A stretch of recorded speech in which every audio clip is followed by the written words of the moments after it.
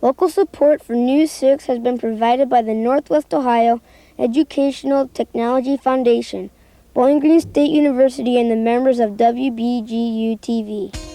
Hi! We're the 6th grade class of Clyde Green Springs Elementary School, home of the Flyers.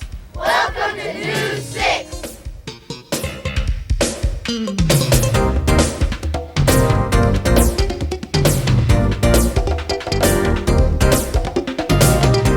Hi, I'm Ricky Hickman from Clyde Green Springs Elementary School. Welcome to News 6. With today's first story, here's Matt Mason. Many of us probably have a piggy bank or two sitting around our rooms at home. Today's first story shows us where your stashed away savings can go. Your local bank. Christina Mays follows the money trail inside of Clyde Savings Bank. Hi, my name is Christina Mays, and we are here at the Clyde Savings Bank talking with Marion Byer about banking. Marion, what is your job here at the bank? Well, Christina, my job here at the Clyde Savings Bank is to open new accounts. We open savings accounts, checking accounts. We have a brokerage service here at our bank.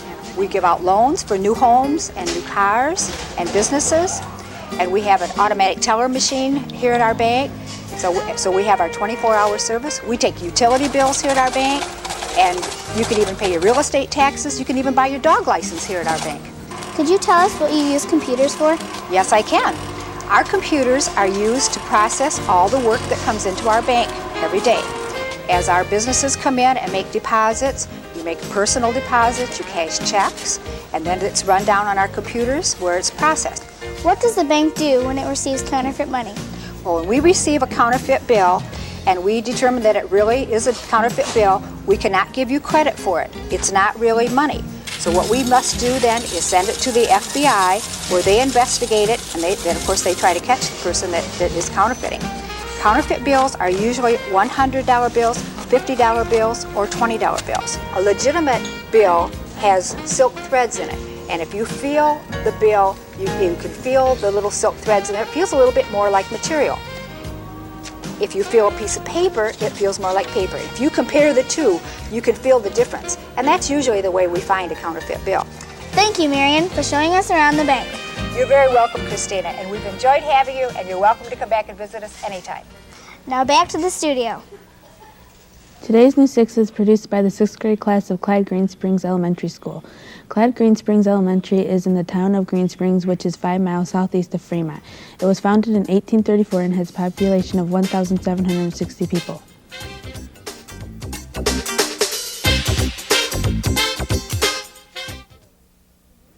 Death is hard for many people to deal with.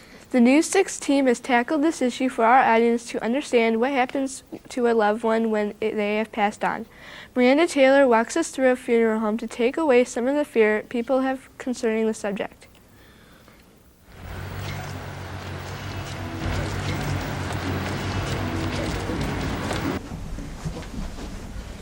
Hello, thank you for letting us come to your funeral home. Well, thank you for coming. Let's go in and have a tour. Could you tell us about these rooms? Yes, this is where we have calling hours for people that are here that have died, and the families come in and visit them here, and their friends come and see them. And we put the casket up at that end of the room, and then this is open for all of the family members to come and visit and pay their respects. This is a casket bier, and this is where the casket sits for calling hours or the funeral, where we would put the casket with the body in it. Is there a morgue here? And what do you do with the body organs? No, a morgue is normally in a hospital where they remove the deceased from the floor or from the room where they died and take them to the morgue. And the body organs are removed, if they are to be removed, at a hospital by doctors. We do not do that at a funeral home. How do you prepare a body? Well, we prepare it by a process called embalming, and we do that in a special room in the funeral home called a preparation room. Where do you keep your caskets? In a casket selection room, which is in another room at the funeral home, and that's where the family can go and select the type of casket they want for their loved one. There is a metal kind of casket and wood caskets. Other caskets are available, but those are the two most prevalent types. Thank you very much for the tour. It was very interesting. Well, you're welcome. Come back again. Now back to the studio. Many of us enjoy painting and drawing as a favorite hobby or a way to pass time. Wouldn't it be great to be able to make a living out of it? Our next guest is an artist who has had her work displayed nationally and has even designed some of the cups you see at McDonald's. Kristen Suter takes us into the talented artist's studio. Hi, I'm Kristen Suter, and I'm here today talking with Connie Dewey about her life as an artist. Connie, why did you become an artist? Well, when I was in 4th grade, I started to draw horses, and my mother was a very good artist, but she never had a chance to really do anything with it. And she encouraged me, and she showed me how to draw, and I was always amazed at seeing her work. And as I got older, everyone liked what I drew through high school, and it was either that or a paleontologist. And I decided I was better at art. What kind of art and design do you create? Well, I've worked in all medias. I like graphic design. That's my favorite. And I like illustration. I majored in illustration. Describe the book you're going to illustrate. Well, my daughter Rachel, Jane, wrote a great story. It's a tall tale.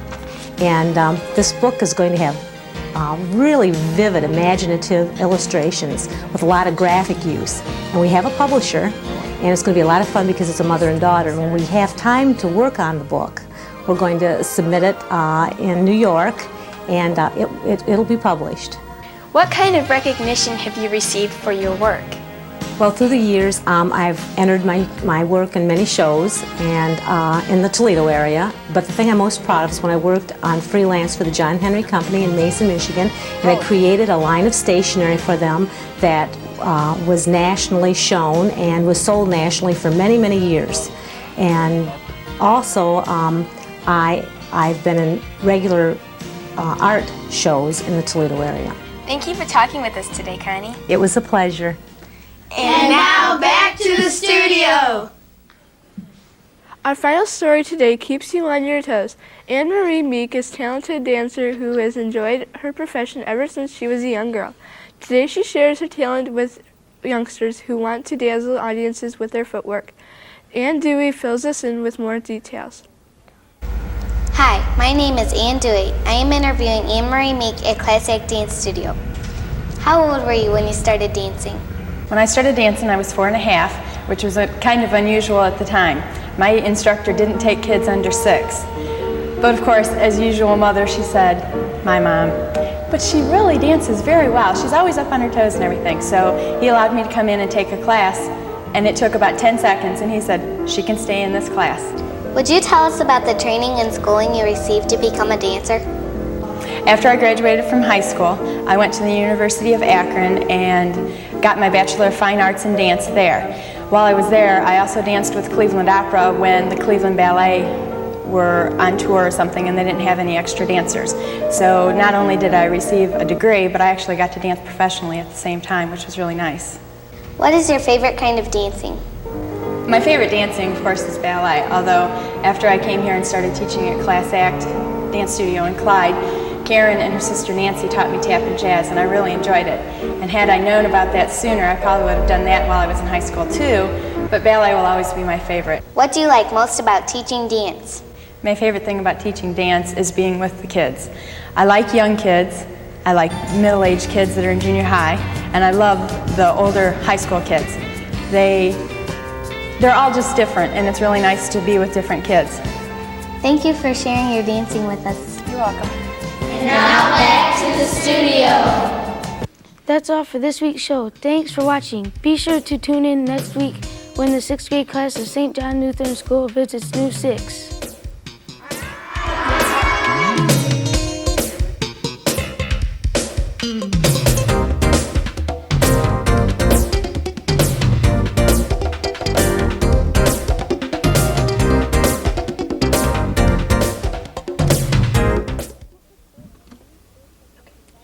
Local support for News 6 has been provided by the Northwest Ohio Educational Technology Foundation, Bowling Green State University, and the members of WBGU-TV.